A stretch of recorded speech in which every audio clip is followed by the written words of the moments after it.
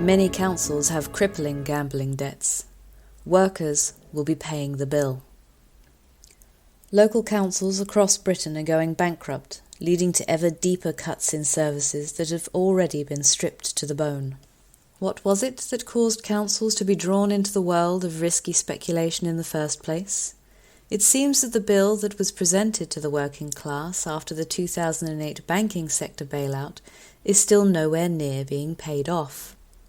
As if it were not bad enough that wages are not keeping up with inflation, that the cost of living has soared and the NHS is being bled to death by privateers, more and more details are now coming to light regarding the serious financial troubles of many local councils, most of whom will be forced to cut back harshly on the services they provide in order to avoid insolvency.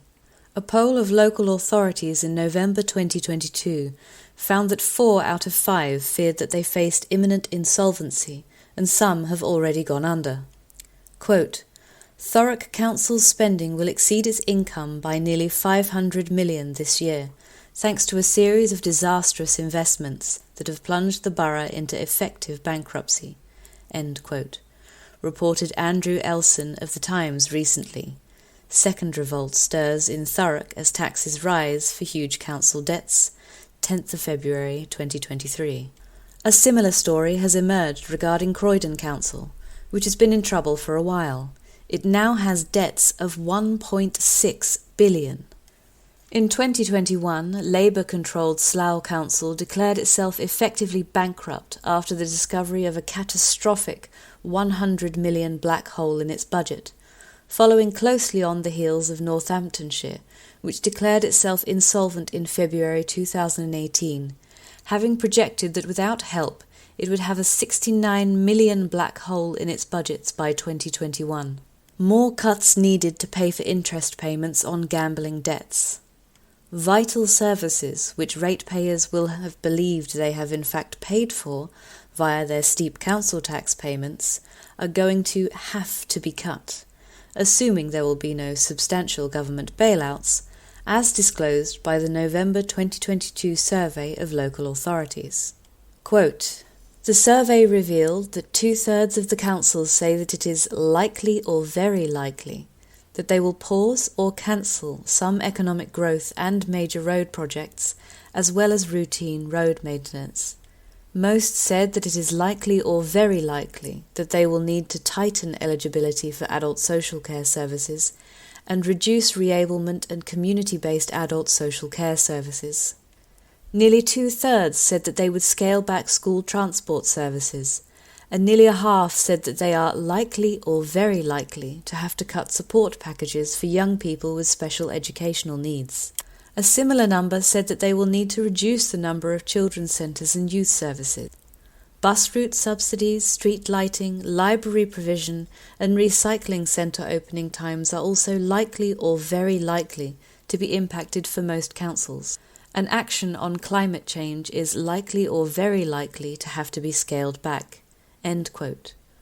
1 in 5 councils believe insolvency can be prevented without additional support from the government. Devon County Council News, 11th of November 2022. A substantial part of the losses incurred by such councils as Thurrock and Croydon are attributed with hindsight to financial mismanagement, which means trying to boost the council's finances by resorting to risky investments, many of which have recently gone belly up. Local ratepayers would no doubt be shocked to know that hikes of 15% or more in their council tax bills are paying for what are essentially speculation losses. Gambling debts, in other words. Nor will they be best pleased to find that the money they provide to fund services is increasingly being used to pay millions of pounds in interest to various financiers. Of course, it is probable that some degree of impropriety has been involved in running up these astronomical shortfalls, but the real question is, Why do councils find it necessary to gamble with their funds? And why do they find it necessary to borrow? Obviously, it is because they are underfunded and struggle to pay for the services that they have a statutory duty to provide. Part of the reason for this is that at election time, boasting of never raising council tax, or raising it less than other councils, appears to be a vote winner. But the more important reason is that central government is not allocating the funding that is needed, given the level of services local authorities are required to provide. But of course, central government is itself insolvent and forced to borrow heavily to meet its own needs. The more it borrows, the more it's likely at some time to default, and therefore the higher rate of interest it has to agree to pay in order to secure the loans it needs. Only the bankers win in this scenario. That is capitalism, red in tooth and claw, profiting at the expense of the millions of working people whose living costs are going through the roof, while they are increasingly losing out on the services and benefits that they used to be supplied. No chance of a council house, no care in old age unless you pay through the nose, the NHS in crisis, etc. The government is unable to raise enough money in tax to keep up with its expenses, because unless taxes are low, no capitalist is easily ready to set up a business here that will pay tax. So the government works on the principle it is better to collect low taxes than none at all. Even so, capitalists find it only too easy to find other countries where they will have to pay even less. This is how the billionaires keep getting richer and richer while the working masses suffer.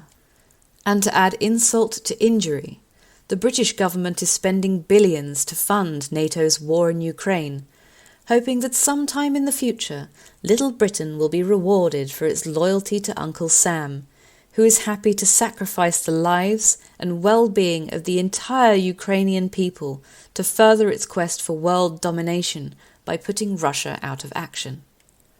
Are the British working people mad that they tolerate this situation? Quote, Thurrock in southern Essex was the birthplace of the Peasants' Revolt more than 600 years ago, when local farmers refused to pay Richard II's hated poll tax.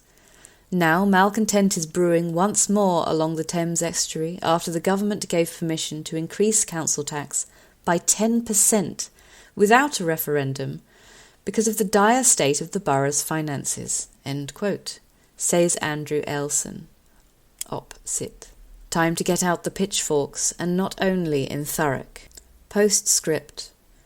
As we go to press, the Sunday Times has exposed the fact that Woking, Spelthorne and Warrington councils are also in extremely deep trouble. We can expect more to follow.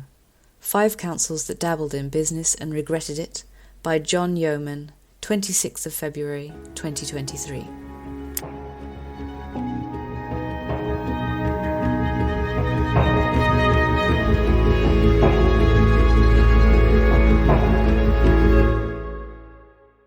Thanks for listening to Proletarian Radio. We aim to bring you the best Marxist analysis on current affairs, revolutionary history, and theory. Do like, comment, subscribe, and share our content to help us reach the widest possible audience. We are a small organization with limited resources, and we need workers' support if we are to grow and fulfill our mission. If you are able to make a one-off or regular donation, no matter how small, please visit our website at thecommunists.org and register as a supporter.